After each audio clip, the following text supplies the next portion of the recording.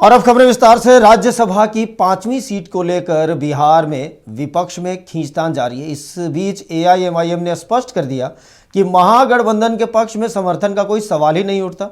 AIMIM के प्रदेश अध्यक्ष अख्तरुल ईमान ने साफ शब्दों में कहा कि हमने तेजस्वी यादव से भी गुजारिश की है, माइनॉरिटी के सबसे बड़े पैरोकार एआईएमआईएम को यह मौका मिलना चाहिए।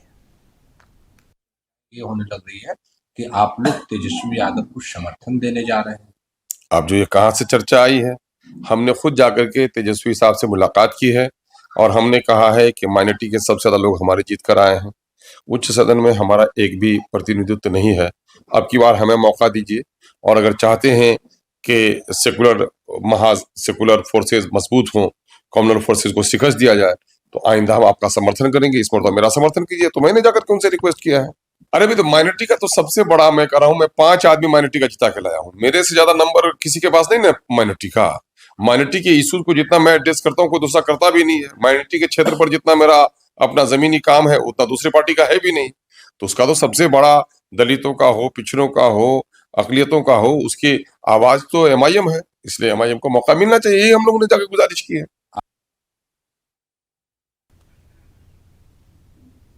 तो ये देख सकते हैं आप कि 26 फरवरी को चुनाव आयोग ने अधिसूचना जारी की थी 5वीं सीट के लिए राज्यसभा में, और इसकी प्रक्रिया जो है वो अब शुरू हो चुकी है। हालांकि बीच में होली है, लेकिन फिर भी बिहार में 5वीं सीट को लेकर खींचतान जारी है। अब एआईएमआईएम ने मांग कर दी है कि उसे समर्थन दे आरजेडी।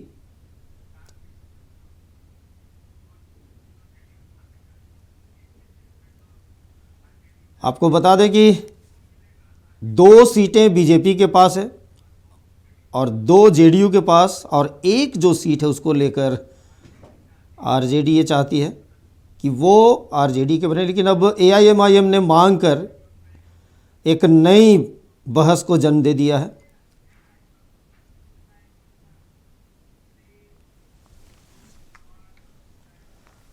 और इस पर और अधिक जानकारी के लिए हमारे सहयोगी, हमारे बिहार के स्टेट हेड मरगूब आलम जुड़ चुके हैं। मरगूब, क्या लगता है एआईएमआईएम की मांग को कितनी गंभीरता से ले रहा है आरजेडी?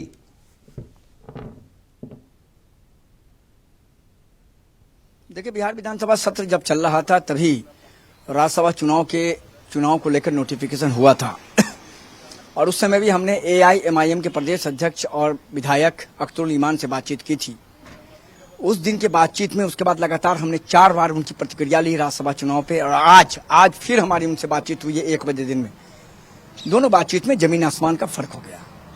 एआईएमआईएम का जो पावर ऑफ ले था ऊपर, वो सीधे नीचे चला गया। अब वो कह रहे हैं कि 5 तारीख का इंतजार कीजिए। हमने कहा है कि हमारी नुमाइंदगी होनी चाहिए, लेकिन कहीं न कहीं उनके संकेत, उनके बातचीत का लहजा जो डाउन हुआ, ये बता रहा है कि वोटिंग से पहले, नॉमिनेशन से पहले वो महागठबंधन को सपोर्ट करेंगे और महागठबंधन को 41 विधायक का समर्थन चाहिए। तो 5वीं सीट पर तो लड़ाई होनी तय है। ये तो कन्फर्म है कि इंडिया महागठबंधन की भी लड़ाई होगी, और मायावती की पार्टी अगर समर्थन करे एआईएम के साथ तो 41 सीट महागठबंधन को मिलेंगे और फिर 41 विधायकों के समर्थन से वो चुनाव जीत सकती है। अब 2-3 महत्वपूर्ण सवाल है कि 6 सीट कांग्रेस के पास है। अमूमन कहा जाता है कि कांग्रेस के 1 या 2 विधायक भटक जाते हैं, टूट जाते हैं, क्रॉस बैटिंग कर देते हैं। तो उसके लिए भी तेजस्वी प्रसाद यादव ने कांग्रेस के आलाकमान से बात की है कि कांग्रेस के विधायकों को इंटैक्ट कैसे रखा जाए।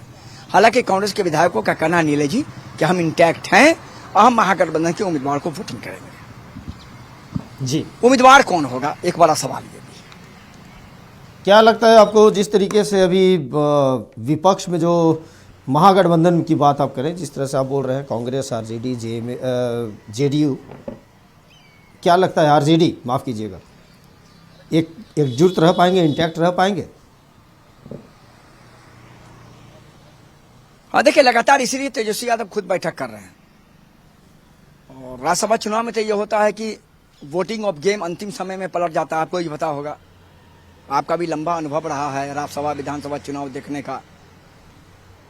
तो कोशिश है कि महागठबंधन के 41 से 41 विधायक बिल्कुल इंटैक्ट रहें, और इधर सत्ता पक्ष भी वही कोशिश कर रहा, मैं आपको बता रहा हूं।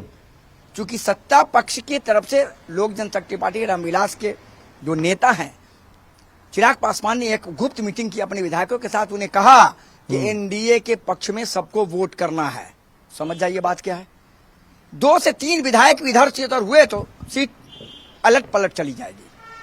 क्या लगता है मरगूब, जिस तरीके से महागठबंधन के साथ भी, जिस तरीके से राज्यसभा के चुनाव में हॉर्स ट्रेडिंग का दौर हमने देखा और खूब देखा है, आपने भी देखा है, इससे कितना इस बार का चुनाव अछूता रह पाएगा? देखिए, इससे अछूता रहने के लिए ही इतनी कवायद की जा रही है। उम्मीदवार पर कवायद। अब उम्मीदवार राष्ट्रीय जनता दल से कौन है, जिन दोनों का नाम चल रहा है? प्रेमचंद गुप्ता, लालू यादव के खासम खास, आपको पता है कंपनी के मालिक हैं, पूंजीपति हैं। आरडी सिंह, आपको पता है धनाढ़ व्यक्ति हैं, वो भी बहुत बड़े पूंजीपति हैं। तो इन्हीं दोनों में से किसी एक उम्मीदवार होंगे। मैं आपको बता, अभी तक जो जानकारी है, अंतिम समय में लालू यादव कोई उलटफेर कर दे तो अलग चीज है। तो चुनौती सबके सामने है, महागठबंधन के सामने भी है कि हम अपने विधायकों को कॉन्टैक्ट करके रखें। क्योंकि बहुजन समाज पार्टी कहीं टर्नअप हो गई, दिक्कत हो जाएगा। एआईएमआईएम कहीं टूट गया, एक भी दिक्कत हो जाएगी। कांग्रेस 1-2 टूट गया तो दिक्कत हो जाएगी। अब इसके पीछे कवायद है कि उपेंद्र कुशवाहा आ रहे हैं मैदान में क्या 5वीं सीट के लिए, या बीजेपी उसमें भी अपना कैंडिडेट देगी। अगर बीजेपी अपना कैंडिडेट देगी तब तो ये चुनाव बहुत ज्यादा टसल वाला हो जाएगा, मैं आपको अभी बता दे रहा हूं। और अगर उपेंद्र कुशवाहा 5वीं सीट के लिए आ गए तब बीजेपी बहुत ज्यादा एफर्ट नहीं करेगी, सीधा बात है जी। तब महागठबंधन के लिए वो चुनाव आसान हो जाएगा। लेकिन महागठबंधन को भी डर है कि हमारे विधायक टूटे नहीं, इसीलिए ये पूरी कवायद की जा रही है। सत्ता पक्ष को भी डर है कि हमारे विधायक क्रॉस वोटिंग ना करें, इसीलिए सत्ता पक्ष भी इंटरनली बैठक कर रहा है लगातार। अब 1 दिन बाकी है मेले की, बस कल परसों होली की छुट्टी है। 5 तारीख को अंतिम दिन 3 बजे दिन तक नामांकन होना है, और पांचों नॉमिनेशन 5 तारीख को ही होगा। जो 2 जेडीयू की तरफ से, 2 बीजेपी की तरफ से तो कंफर्म है। और अगर अंतिम समय में उपेंद्र कुशवाहा का पत्ता कट गया तो फिर बीजेपी अपना उम्मीदवार देगी, क्योंकि वो बीजेपी की सीट है। जदयू ने कह दिया कि हमें उपेंद्र कुशवाहा से कोई मतलब नहीं है, वो बीजेपी की डील है, बीजेपी जाने। तो समझ जाइए हर तरफ खतरा है। एनडीए को भी खतरा है, महागठबंधन को भी खतरा है, 41 विधायकों को एकजुट करने का खतरा है। चिराग पासवान उम्मीदवार नहीं देंगे। आज कल बैठक में ये कंफर्म हुआ है कि चिराग पासवान एनडीए के साथ इंटैक्ट होकर उनके सभी विधायक वोट करेंगे। अब सवाल यह है कि उपेंद्र कुशवाहा आएंगे या बीजेपी अपना उम्मीदवार देगी। ये राज्यसभा चुनाव का जो पूरा अंगगणित है इसी पर निर्भर कर रहा है। बीजेपी अगर अपना उम्मीदवार देगी तो स्वाभाविक बात है कि हॉर्स ट्रेडिंग की संभावना बहुत बढ़ जाएगी, क्योंकि महागठबंधन भी जोर लगाएगा। जो उम्मीदवार महागठबंधन का होगा वो भी धनाढ़ होगा, पूंजीपति होगा, मैं आपको भी बता दे रहा हूं। और उधर से बीजेपी, अगर उपेंद्र कुशवाहा ने 5वें उम्मीदवार के तौर पर अगर एनडीए ने फैसला लिया कि उपेंद्र कुशवाहा चुनाव लड़ेंगे, तब तो बहुत मुसीबत की बात महागठबंधन के लिए नहीं है, जो हमें जानकारी है। तब तेजस्वी यादव का बहुत अच्छा पैक्ट कहा जाता है, बहन जी के साथ है, मायावती जी के साथ हमेशा उनके बर्थडे में वो जाते होते हैं, 2-3 बार गए हैं, लखनऊ में बातचीत हुई है। एआईएमआईएम कभी एनडीए के साथ नहीं जाएगा। आज हमसे बातचीत में प्रदेश अध्यक्ष और विधायक ने कह दिया कि हम एनडीए के साथ नहीं जा सकते हैं, सवाल ही पैदा नहीं होता, चूंकि हमारे उसूल के खिलाफ है। तो जाएंगे कहा, महागठबंधन के साथ जाएंगे, सपोर्ट तो उनको करना है। तो निर्भर इसी पर है। अगर उपेंद्र कुशवाहा 5वें उम्मीदवार हुए तो महागठबंधन के लिए सेफ चांस है। अगर बीजेपी का उम्मीदवार आता है तो टसल लड़ाई बहुत जबरदस्त होगी। 5वें सीट के लिए जी लड़ाई होनी तय है महागठबंधन और एनडीए के बीच। और आने वाला 48 घंटा यह कंफर्म हो पाएगा कि जेडीयू से कौन जाएगा, बीजेपी से कौन जाएगा, उपेंद्र कुशवाहा रहेंगे या निकलेंगे, और राष्ट्रीय जनता दल से महागठबंधन का उम्मीदवार कौन हो। चलिए, बिल्कुल दिलचस्प हो गया है ये 5वें सीट के लिए मुकाबला, और इस पर नज़र बनाए रखें। हालांकि अभी 2 दिनों की छुट्टी है और फिर उसके बाद नामांकन वापसी का आखिरी दिन है। तो आप सही कह रहे हैं कि तब तक सस्पेंस बरकरार ही रहेगा। बहुत बहुत शुक्रिया आपका मरगूब तमाम जानकारी के लिए।